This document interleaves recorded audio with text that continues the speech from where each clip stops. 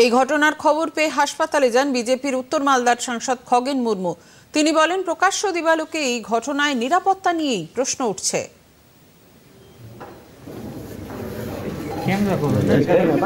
এটা আমার খুবই আজকে এই ঘটনার আমি তীব্র নিন্দা করছি এবং আমি দুঃখের সাথে জানাতে আজকে বাধ্য হচ্ছি যে এরকম প্রকাশ্য দিবালোকে একজন কাউন্সিলর, দীর্ঘদিনের তৃণমূলের নেতা, মালদায় আমাদের এ ধরনের ঘটনা আমার মনে হচ্ছে না আমি কোনোদিন এরকম ঘটেছে। তাড়া করে ওকে একটা ঘরের ভেতরে ঢুকিয়ে তাকে খুন করা, এটা আমাদের কাছে একেবারে নিরাপত্তার বিষয়কে আমরা তো নিজেই সন্তুষ্ট যে আমাদের কোথায় আমরা আজকে একজন জনপ্রতিনিধি এবং শাসক দলের একজন নেতা, তিনি আজকে যে একজন খুনি হলেন, অবিলম্বে সমস্ত খুনিদের খুঁজে বার করা উচিত এবং তাদের দৃষ্টান্তমূলক শাস্তি হওয়া উচিত।